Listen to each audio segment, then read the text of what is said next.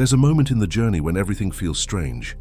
The things that once made sense no longer resonate. The paths that used to work begin to fail. And even though you can't quite explain what's happening, something inside you knows. It knows that something bigger is approaching. It knows this isn't the end, it's just the pause before the new beginning. You feel it in your body, in the long pauses between words, in the desire to be alone. You feel it when you realize that nothing outside has changed yet, but everything inside is already different. And even though the world keeps moving at the same pace, you find yourself looking through different eyes, more alert, more tired, but at the same time, more ready. This video isn't for everyone, but if you're here right now, maybe your field called in this exact content, because there are silent signs that a turning point is about to happen, and many of them don't have form, they have frequency. They don't show up in your feed. They show up in the feeling of displacement, in the urge to leave even when you don't know where to go. And if you're feeling this, maybe you're about to win. Here we're not going to hand you a formula, but we will guide you through the deep layers of what happens inside you in the moments before a breakthrough. The 9 signs that come before this shift have less to do with the external world, and more to do with the invisible choices you begin to make even without realizing it, because the universe doesn't respond to your urgency, it responds to your coherence. If at any point on this journey you feel that this content held you, reminded you of something you already knew, or helped you hold the silence you're currently living through, I lovingly invite you to like this video, subscribe to the channel, and turn on notifications. Not because you have to do it right now, but because if this space resonates with you, it might walk with you through other important moments too. Take a breath. We're going to walk this together layer by layer, and maybe by the end of this video you'll stop trying to win.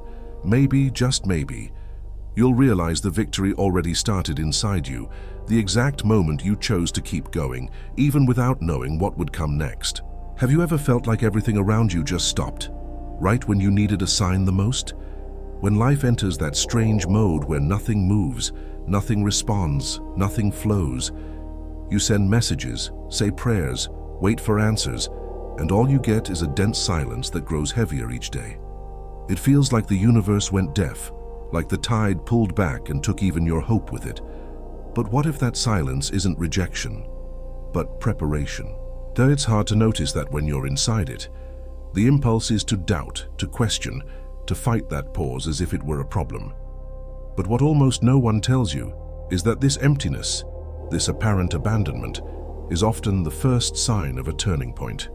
Because the field where reality is formed needs silence to rearrange the pieces. And it's in that moment, when everything seems still, that new possibilities are being shaped behind the scenes. It's like the oven baking a cake. You can't open the door every minute or the cake will collapse. Transformation needs uninterrupted time, but the mind doesn't accept that easily. It wants to monitor the process, track progress, demand immediate results. And that's where many people sabotage themselves, not from a lack of worthiness, but from not being able to bear the silence between the planting and the harvest. I've done that. I've opened the oven door so many times, eager to see the outcome, that all I did was slow down what was already on its way. I've squeezed life so hard trying to control it, and it only pushed back harder. Until one day, out of exhaustion or surrender, I let go. And then things simply started to flow. It was like the field was just waiting for me to step aside so it could finally move. Letting go in this context is not giving up. It's stepping out of the role of constant watcher and stepping into the posture of someone who holds a stable frequency. It's stopping the constant questioning of, is it coming? And starting to care about who you're becoming while you wait. Because in the quantum universe, it's not effort that collapses reality, it's coherence. And coherence isn't measured by how much you do, it's measured by who you embody, even in the dark. This is a brutal shift, moving from tracking progress mode into measuring presence mode. It changes everything. You stop chasing immediate results and start cultivating inner stability. You stop asking for external proof and start generating clean vibration. And that's deeply uncomfortable for those conditioned to measure everything by performance and speed. This is where many mistake pause for failure. Because the mind screams, if nothing is happening, something went wrong. But the truth is that many times, It's when everything goes quiet that the field is most active, not visible, not tangible, but intensely vibrating behind the scenes, like the soil before the sprout breaks through, like the water before the wave rises, like the heart before it finds the courage. This is the moment when you have to choose to trust without evidence, and that might be the hardest kind of faith, the faith that holds steady in silence. This is when you realize you're no longer looking for magic, you're building maturity, and spiritual maturity demands that you sustain the being even when the having hasn't arrived yet. That's the true training of quantum manifestation. Instead of seeking signs outside, begin noticing the signs within. How at peace are you without feedback?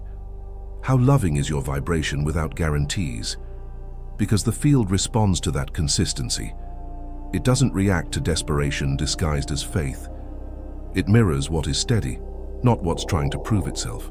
Start seeing this silence as sacred space, a place where the new reality is being formed without rush, without pressure, without audience. Because some things don't bloom in noise. Some realities only reveal themselves when your presence becomes so coherent it no longer needs confirmation. And when that point comes, reality shifts in a way that's almost imperceptible, but irreversible. In that moment, you may feel the urge to act, just to feel useful. But be careful with impulsive actions just to fill the void. They pull you away from your center. What you can do instead is cultivate small rituals of coherence, deep breathing, heartfelt affirmations, gratitude without reason. These actions aren't chasing results. They confirm who you are choosing to be. And the more you practice this, the more the field understands. This person is already vibrating in the timeline of the breakthrough. From there, time stops feeling like a burden. Waiting becomes space. Absence becomes opportunity. And silence becomes a sign. Yes, a sign. Because silence also speaks. It says, hold on, the transition has started. Don't ruin it now. This is when you might feel like retreating, demanding, proving something. But remember, the silence before the breakthrough is like that moment when the arrow pauses in the air before launching. It feels like stillness, but it's actually preparation. And you need to learn to honor that moment. It's not the end, it's the exact moment before acceleration. And when you begin to respect that silence, something different arises. A restlessness. But it's not just any anxiety. It's a subtle stirring, coming from the body, not the mind. A silent calling that something is on the way. And it's precisely that special restlessness that announces the second stage of the breakthrough. And that's what we'll talk about in the next segment. After the silence, something shifts, but not in the outer world, not yet. The change begins inside your body in subtle waves. A restlessness arises, but it's not the usual anxiety. It's not fear. It's not urgency. It's as if something inside you started moving before you understood why. You feel it in the little things. You sleep less, think more, but not from stress and from presence. Something pulses. A mild discomfort that has no name, but has direction. You're no longer comfortable in the same place, the same routine, with the same conversations. But you also don't quite know where to go yet. It's like a calling that comes without subtitles. This restlessness is a sign that your frequency has started to change. The old is still present, but it no longer fits, and the new doesn't yet have form. You're between versions, and the body knows it before the mind does. That's why this feeling, that's why this discomfort with no apparent reason, that's why this urge to move, even without knowing where to. It's like when you're about to move houses. The living room is still the same, the walls are still in place, but suddenly it feels smaller. You can't explain it, but you feel, I don't fit here anymore. That metaphor is perfect, because your energetic field begins expanding before your reality has a chance to rearrange itself. And that's where the paradox appears. You feel restless, but at the same time, more lucid. It's like something is warming up inside. A silent urgency. Not the urgency of lack, but of preparation. Your system starts picking up that something big is coming, and that's why you can no longer settle for what used to feel okay. But the mind, conditioned to interpret agitation as a threat, may try to label it as a crisis. It might call it dissatisfaction, confusion, even discouragement. But it's none of that. This restlessness is expansion. It's a sign that your energy is in transition, that your consciousness has started to move to a higher timeline, and your body is trying to catch up. When this happens to you, try a small ritual. Place your hand on the center of your chest, breathe slowly, and say quietly, "This is expansion, not threat." That's it. This simple phrase helps your nervous system understand that it's not in danger, that it's growing, and that recognition changes everything. This is the difference between reacting to the symptom and understanding the signal. Most people feel this restlessness and rush to distract themselves. They turn on the TV, grab their phone, run back to the past. But those who are paying attention breathe and listen, because they know the field is speaking, and the message never comes in a loud voice. Now tell me something. Have you ever felt this nameless restlessness? Have you ever had that moment when everything looked the same, but inside, nothing was the same? If this resonates with you, drop a word in the comments that represents what you're feeling right now. It could be something like transition, disconnection, calling, or another that comes from your heart. Write it, even if you don't fully understand it yet. That will anchor the energy of your next phase. When you recognize this restlessness as part of the process, everything changes. You stop fighting it. You stop judging yourself for not being grateful enough or not being satisfied. You understand that this agitation isn't a lack of spirituality. It's a sign that your soul is pushing against the walls of the old identity, and that is sacred. Restlessness at this stage is your friend. It's what will move you when the comfort zone tries to convince you to stay.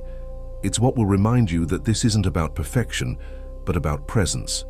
Because in practice, those who are about to win start to feel that they're growing on the inside before victory manifests on the outside. And this internal discomfort begins to reflect outward. Things, people, and situations that used to be acceptable start to suffocate you.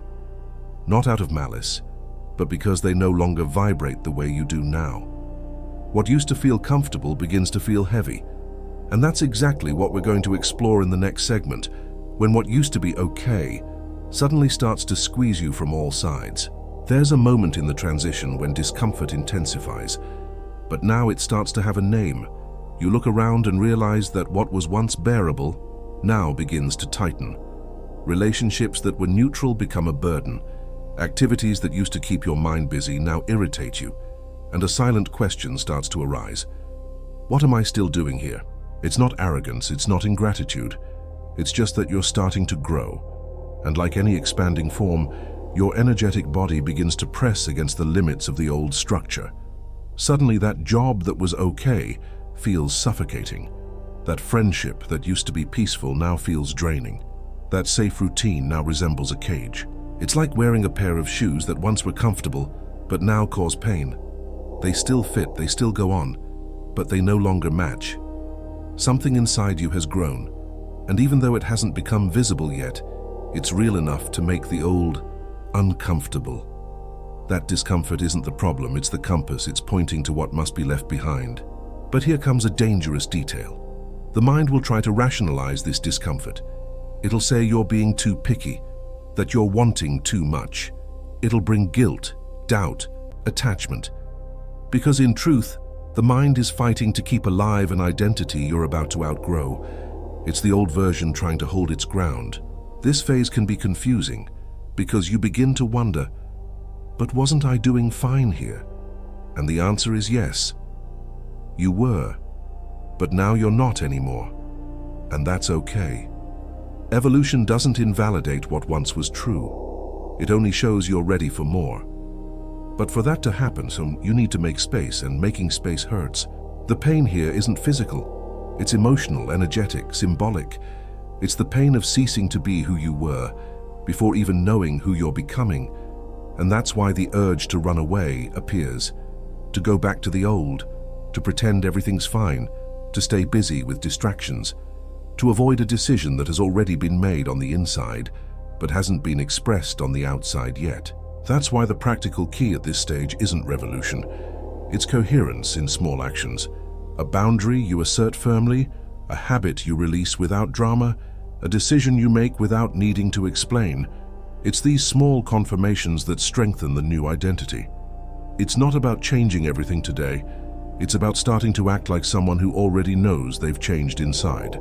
And that takes courage, because when you start choosing in a more aligned way, the old world reacts. People notice the change and don't always understand. Environments try to pull you back into autopilot. The entire field invites you to be as you were. But you feel you can't wear that disguise anymore. You're already halfway through to the other side. And maybe right now you're living exactly that, looking at something that once seemed to work and now leaves you breathless. If this resonates with you, write a short phrase in the comments that represents what you're leaving behind. It can be a habit, a pattern, a place, a thought. Naming is an act of release, and you'll feel that the moment you write it. Writing this down isn't just commenting. It's declaring, it's choosing, it's opening a field. When you verbalize what no longer serves you, the universe starts moving pieces so you no longer have to live in disguise. You begin to step out of the scene that was draining you and into another where you can breathe. And in this new stage, your decisions carry quantum weight. But the temptation to return will still hover. It'll seem easier, faster, more familiar. And that's okay, that's not weakness. It's the last breath of a script that's coming to an end. What matters now is recognizing the cycle, realizing when okay turned into oppression, and no longer romanticizing what has already lost its meaning. The body will keep signaling. You'll feel tension, fatigue, unexplained irritability. These aren't random symptoms. They're your internal system asking for an update. And if you listen closely, you'll notice it doesn't want you to fix everything. It just wants you to stop betraying yourself, to choose differently, even if it's just one small thing a day. And when you start acting like that, something interesting will happen. Your mind will begin to look for proof that it's working. It'll activate a hidden mode of control, an automatic impulse to check if the manifestation is really coming. And it's precisely about this subtle but dangerous movement that we'll talk about in the next topic, the checking mode, and why it might be the trickiest trap of all. You've started to change. You've begun saying no to what no longer fits. You've started acting like someone who knows they're in transition, and that's when a new challenge appears, sneaky, disguised as care, checking mode. You wake up and rush to check your phone. You open your bank statement, your email, the comments, the number of followers, someone's reply. Just to confirm if the universe has sent a signal. This is the most dangerous form of quantum sabotage, the one that looks harmless. Because it pretends to be vigilance, but it's actually control. You're not checking because you're calm. You're checking because you're insecure. You're trying to force a sign from the field to ease the anxiety of not seeing it all manifest yet. But on the quantum level, this movement comes at a cost. It's like pulling on a plant to see if it has rooted. It may look like curiosity, but it breaks the process. Every time you interrupt the cycle with the energy of, I need to know, you step out of the timeline where the manifestation is already flowing. Because that timeline requires trust, not monitoring. It feeds on stability, not verification. And of course, this is challenging. We've been conditioned to measure everything. Time, results, return. We grew up learning that control equals safety. But here on the quantum path, control becomes noise. The field doesn't respond to pressure disguised as vigilance. It responds to the clean frequency of someone who has already decided it's done, even without visible proof. This is when the biggest test happens. You feel like you're doing everything right, but nothing seems to be changing. And then the cycle kicks in. You check your account, your phone, the mirror, your weight, the numbers. And when the numbers don't show what you want, doubt grows. You begin to doubt the process, and worse, you begin to doubt yourself. And this silent collapse pulls you out of alignment. That's why you need a new practice to break this cycle. Whenever you feel the urge to compulsively check, stop, breathe 3 times, slowly, and then ask, what would someone who has already received do right now? And do that. A small, coherent action, no urgency, no need for proof, just like someone already living in the right timeline. It can be something simple, making your bed with presence, walking with conscious breathing, writing a thank you note as if you had already lived what you asked for. These small, clean actions keep the field coherent. They tell the universe, I don't need to see it now, I just need to keep being. And that being is more powerful than any checking. The great trap of checking is that it anchors you in a needy now. It locks you into lack. And the field, as the mirror it is, reflects that lack right back, not as punishment, but with precision. Because it always responds to your dominant frequency, not your words, not your plans, only to what you are being. Now tell me honestly, in which area of your life does checking mode show up the most? Is it finances, love, your body, your content? Write a word or phrase in the comments that represents this weak spot where you fall into the trap of checking. Naming it clearly is the first step to breaking the cycle, and you're not alone on this path. Writing this down is an act of presence, of awareness. It's not exposure, it's liberation. When you recognize your trigger, it loses strength. And when you share with courage, you help others see themselves too. That's the power of a vibrational community. Here, no one has to pretend they're always strong. Here, we choose to be conscious. So next time the urge to check arises, remember, you're trying to pull on a plant that's still rooting. Let it root. Trust the invisible force already at work. Don't delay the sprout just because the soil is still quiet. The field doesn't need your pressure. It needs your coherence. And here comes a hard truth, but a liberating one. The universe doesn't respond to your urgency. It responds to your frequency. And the more you prove you don't trust by checking, the more it pauses. Not out of cruelty, but to show you that real power lies in not seeing and still continuing to be. That's the real training, that's the real leap. And when you start overcoming this trap, something new begins to happen. Small signs start to appear, synced up phrases, people returning, unexpected opportunities. They're not the final destination, but they're the first pings from the field saying, "We hear you." And it's precisely about these discrete yet powerful synchronicities that we'll talk about in the next segment. Have you ever noticed how sometimes when you let go of control, small coincidences start to appear? A phrase that repeats itself in different places, a person you haven't seen in ages shows up with an unexpected message, a piece of content that appears out of nowhere in your feed, but speaks exactly to what you were feeling. These are the first signs, not of arrival, but of approach. These synchronicities are not random, they're micro-clues, like subtle notifications that the field has started to respond. It's not the reward yet, not the big shift, but it's as if reality were blinking at you saying, "Keep going, you're close." The problem is, many times we expect fireworks and ignore the whispers, but the field rarely starts with a spectacle. It starts with adjustments, subtle signs, almost imperceptible, perception tests, more than external proof, because it wants to know if you're truly present or still waiting for some grand confirmation to finally believe. Synchronicity is not evidence meant to convince. It's a resonance you begin to notice when you become more sensitive. It's like a system updating in the background. The icon doesn't change, but if you pay attention, you can feel a process running behind the scenes. What you asked for is being downloaded. Your new version is being installed. But for that, you need to stay connected. And most importantly, receptive. These synchronicities are how the field tests your radar, because the more tuned in you are, the more you'll notice. And the more you notice, the more you'll validate the new frequency.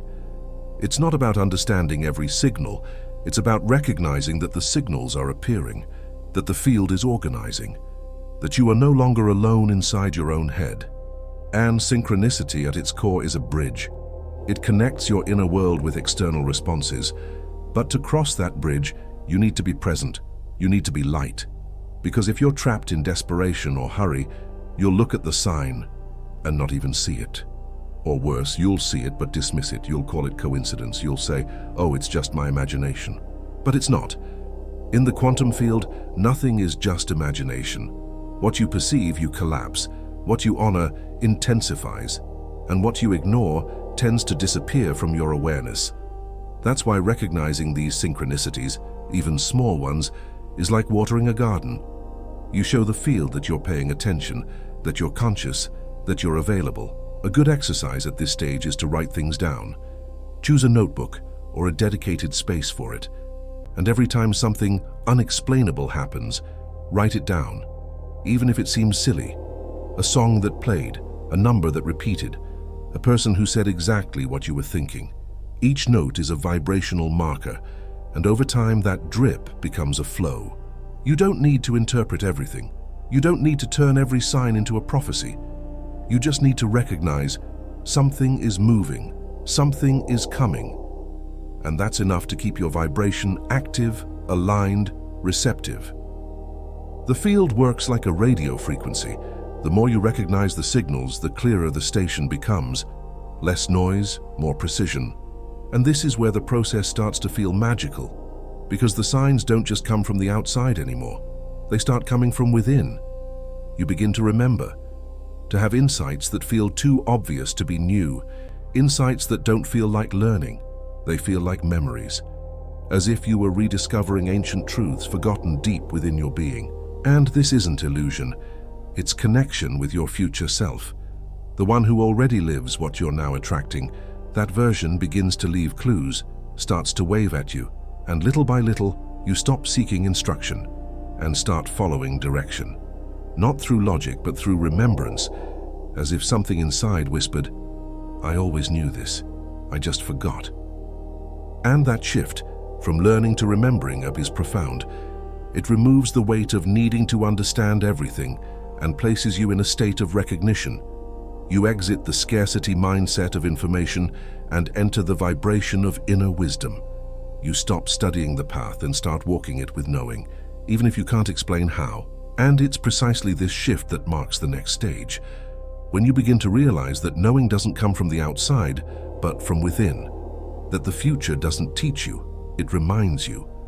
And it's about that silent memory, that intuitive reconnection that we'll dive into in the next block. When you stop seeking answers, because you begin to remember who you already are, there comes a moment on the journey when external content loses its power, not due to irrelevance, but due to recognition. You hear a sentence, and it doesn't sound like something new. It sounds like remembrance, like something you already knew, but had forgotten. There's no mental effort to understand, just a kind of internal click that whispers, "This has always been true for me." At this point, learning stops being accumulation. It becomes reconnection. You begin to realize that the most important answers don't come from the outside.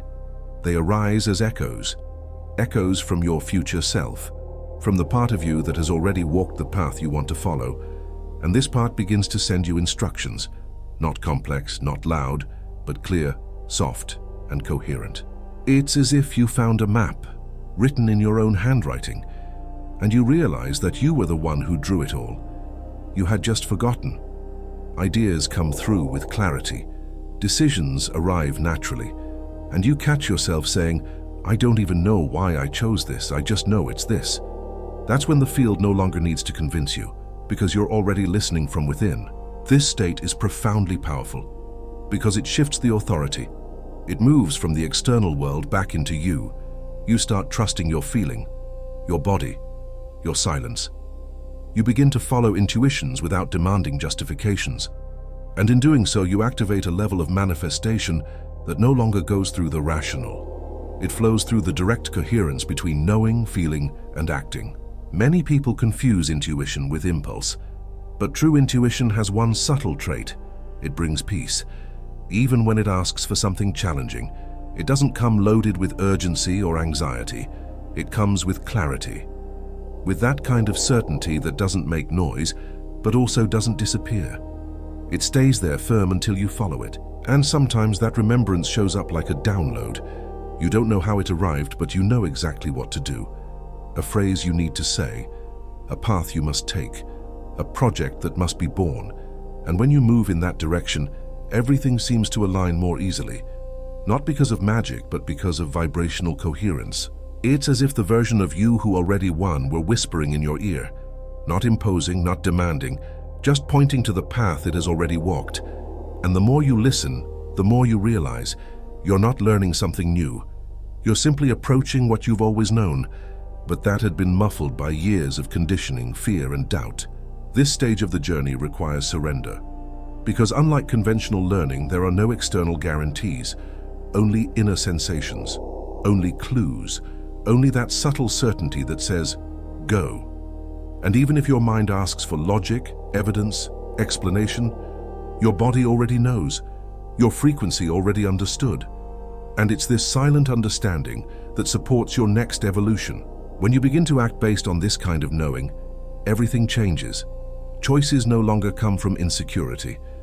They come from presence, from ego-free conviction, from decision without weight. And because of that, the results that emerge from these actions tend to be more fluid, more precise, more aligned, because they're not the result of effort, they're the result of resonance. It's important to recognize when a decision came from this place and to anchor that moment. Take a deep breath and say to yourself, this is me remembering, this is me accessing. Because those moments are valuable, they prove that you were never lost, just disconnected. And now something within is speaking clearly again.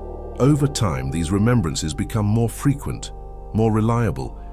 You begin to build a bridge between now and your future self, an energetic, invisible, but absolutely real bridge. And that bridge strengthens you, guides you, holds you on the days when everything feels dark outside. But even so, you feel a light glowing within.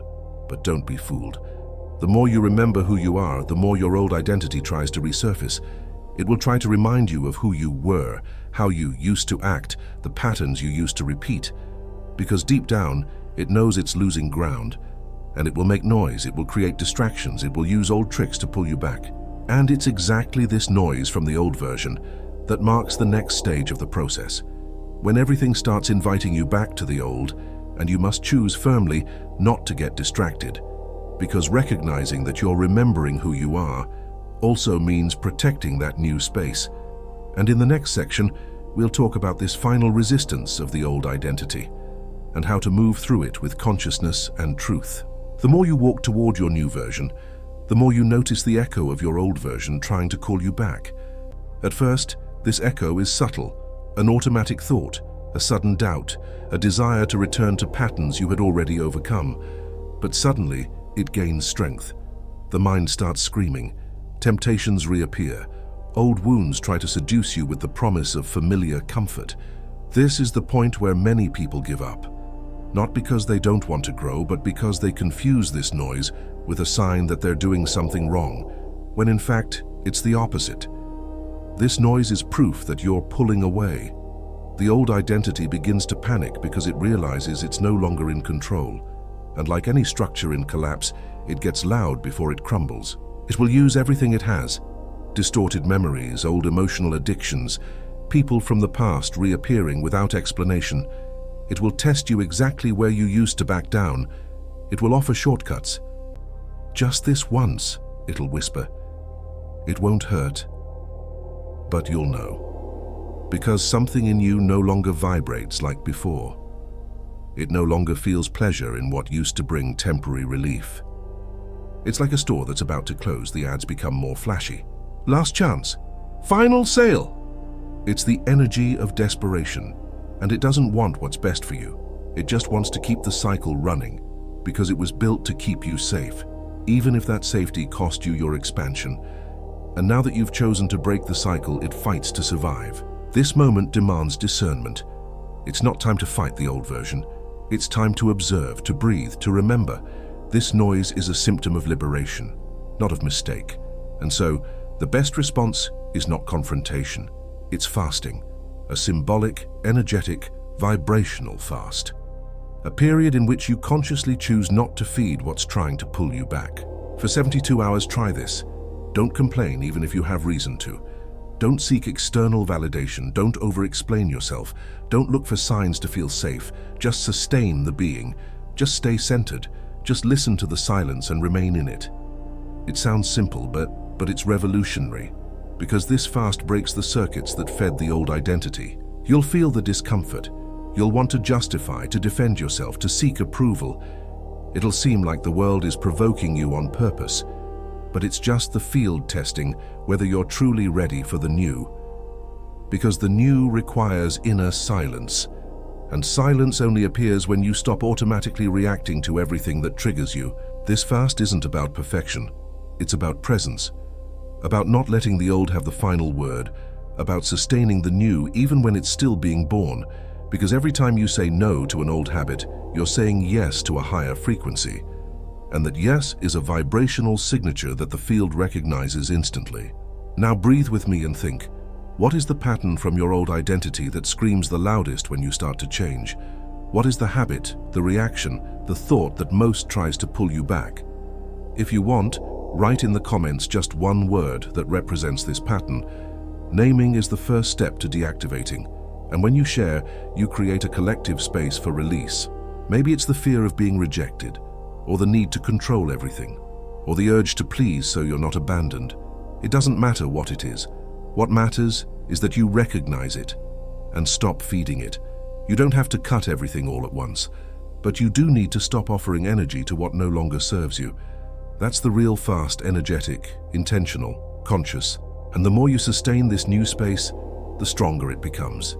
You start to realize you no longer feel the urge to explain everything, that you no longer seek approval like before, that you no longer respond to the same triggers. And little by little, the noise of the old version fades, not because it was eliminated, but because you stopped being the radio tuned to it. That's when you enter a strange space, a vibrational void, where you are no longer the old but don't yet fully feel like the new, a kind of gap between versions. A quiet, mysterious, uncomfortable place, but at the same time, creative, powerful, sacred. And that's what we'll talk about in the next section, the invisible space between two identities. After saying no to the old, but before fully stepping into the new, there is an in-between space, a strange place where everything feels suspended. Nothing represents you like it used to, but there are still no new structures to hold you. It's as if the bridge was burned, and the new road is still being built. You're in the in-between. This space is unsettling. You feel you no longer belong to the same places, but haven't found your own yet. Old conversations no longer nourish you, but new dialogues haven't begun. Old habits no longer serve you, but new ones are still fragile. And in the midst of all this, you ask yourself, what am I now? The answer, you are living transition. This is where the ego suffers most, because the ego needs definition, labels, reference points, and this space gives none of that. It strips everything away. It dismantles certainties. It silences voices. It empties identities. But not as punishment and as liberation. It's in this interval that you become available to be recreated. This state is what many call the void, a quantum void where all possibilities still exist as waves. Nothing has collapsed, nothing is fixed, everything is floating. And precisely because of that, anything is possible. This space, despite its discomfort, is profoundly creative, because it is here that you stop reacting and start choosing with freedom. But be warned, this is when the mind most wants to run. It wants to fill the void with anything: distraction, urgency, guilt, self-judgment, anything that restores a sense of control. But this space is not about control, it's about presence. It's about learning to sustain a new frequency before it materializes. It's about staying in transition without panicking for a definition. Think of it like shifting gears in a car. For a second, the engine disconnects before engaging the new force. It feels like you lost momentum, but you're just repositioning. That moment of release is essential, and it's exactly this kind of space you're living now. An energetic interval where the whole system is reorganizing for a new way of being. At this moment, it's no use forcing the new to appear, but it's also no use trying to return to the old. You need to stay, breathe, stay centered, create small rituals to sustain this intermediate frequency, not to rush the process, but to walk through it with dignity, to show your system that it can trust the void without collapsing. A simple practice that can help is the stability ritual. Place your hand on your chest, take 3 deep breaths and softly say, "I hold the frequency without proof." Then close your eyes for 20 seconds and visualize a scene of your winning self living something ordinary, not a grand moment, but a peaceful, normal day. This image will serve as silent anchoring. This ritual is not meant to attract anything. It exists to support who you're becoming. It doesn't ask the field for anything. It confirms, it anchors, it stabilizes. because that's what the field is observing right now. Your ability to remain in the new vibration, even when nothing outside has changed yet. And maybe you're feeling exactly that right now. A kind of internal float, a sense of not knowing where to rest. If that's the case, write in the comments a phrase you'd like to hear from yourself right now. Something like, I am safe. The new is coming. It's safe not to know. Let that phrase become a vibrational reminder. Writing is a way of creating ground within the invisible. This space will pass. But it's not just a waiting room, it's a portal. And like any portal, it asks for courage. Not courage to fight, courage to wait without getting lost. Courage not to run from yourself when everything feels uncertain, because it's in this exact point of uncertainty that your new identity begins to form in the field. You'll notice that after some time, the in-between starts to move. It doesn't vanish all at once, it dissolves gradually. Small insights appear, new invitations arise, a new way of breathing enters. But this only happens when you stop trying to escape it and start allowing it to do what it came to do, to renew you. And just before you exit this in-between, something curious happens.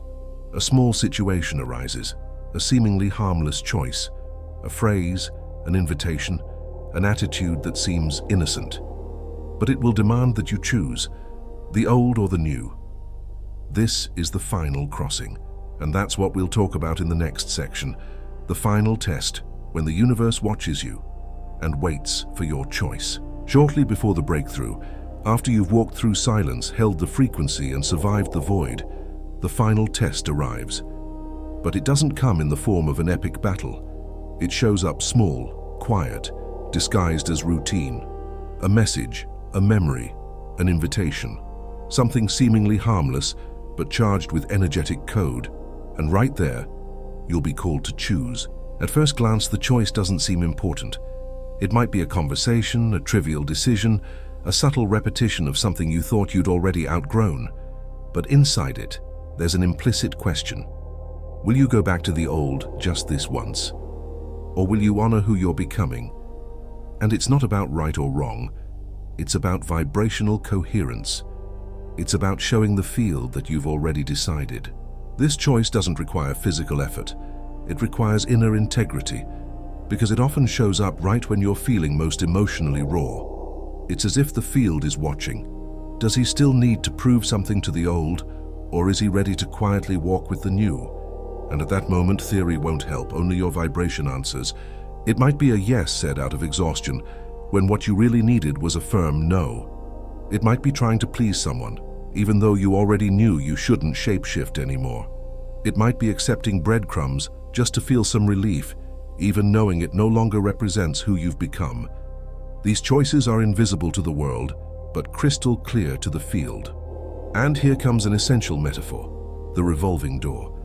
You can only pass through it from one side. You can't hold on to the old and the new at the same time. You can't cross while carrying versions you've already outgrown. And this final test is exactly that. An invitation to finally let go. Not because you hate the old, but because you're finally ready not to need it anymore. This is the point where manifestation stops being a technique and becomes an identity. You're no longer practicing to have, you're practicing to be. And that changes everything, because the field now responds to your coherence with the same precision it once responded to your chaos. You flip the switch, not by magic, but by choice.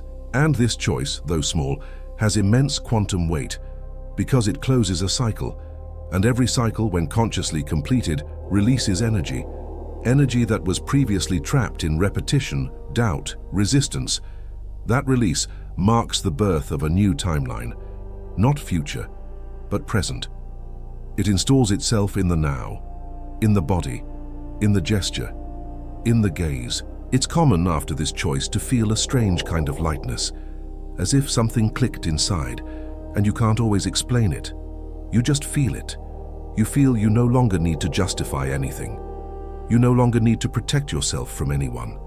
You no longer need to rush the process, because finally something in you has arrived, and that arrival doesn't make noise. It holds truth. But don't be fooled. This test may show up more than once. It may repeat with new disguises. It may test other aspects of your identity, but the principle is always the same. Which frequency will you choose to confirm? Fear disguised as caution, or courage disguised as silence? And the answer is in the gesture, not the explanation. You'll notice the field doesn't demand grand gestures. It watches the small rituals, the small postures, the quiet no's said with love, the humble yeses that need no applause. And that's where the manifestation timeline anchors, in the detail, in the nearly invisible, in the instant when you decide you don't need to go back anymore. These tests aren't traps, they're mirrors. They show whether what you've lived has become wisdom or just information. And it's okay if you stumble sometimes. That's part of it too. But every time you choose the new with silent certainty, the field adjusts. The inner world organizes, and the outer reality begins to bend around your new frequency. That's why this last part of the process is actually a portal, a final symbolic crossing where the old makes one last attempt, and the new waits in silence, and you in the middle breathe, feel, and choose. No drama, no need to convince anyone, you just choose. And that choice opens the door that effort could never force open. And from that point on, the flow begins to respond differently. Reality stops testing you and starts reflecting you. You enter a new kind of vibrational stability, where what once was effort is now nature, where what once was seeking is now expression, where what once was I want to live this is now I am this. And now that you've walked through each of these layers, tell me honestly, at what point in your journey did you realize it was no longer about winning, that what you once called victory was actually just the reflection of something that had already changed within you? When did you start to notice that the field didn't want you to keep running, but to start holding? Maybe the biggest turning point in your life won't come with fireworks or announcements. Maybe it will arrive in a small gesture, a quiet choice, a word you choose not to speak, an old version you decide not to feed. And when that happens, maybe no one else will notice, but the field will. Because in the quantum universe, reality doesn't change through effort. It changes through coherence, through that kind of inner strength you carry, even when you're still in the dark. You don't need to rush. You don't need to explain it to anyone. You just need to remember that your victory's timeline already exists. It's not a future promise. It's a present frequency, waiting for your confirmation. So take a breath, return to your body, return to presence, return to the version of you who has already won, and walk as them, not to convince the world, but to convince your vibration. And if somehow this video reminded you of that, if it made you feel that you're not alone in this invisible crossing, leave in the comments a word that represents the energy you choose to carry from now on. Maybe it's faith, courage, decision, peace, or any word that feels truly yours. That small gesture is like a vibrational signature, not with me, but with your process. And if you want to keep receiving content like this, that helps you stay centered when everything feels like it's floating, I invite you to subscribe to the channel, leave a like, and turn on the notifications. This space is growing, and maybe it can remind you from time to time who you are becoming, with lightness, with truth, with presence. Thank you for staying until the end.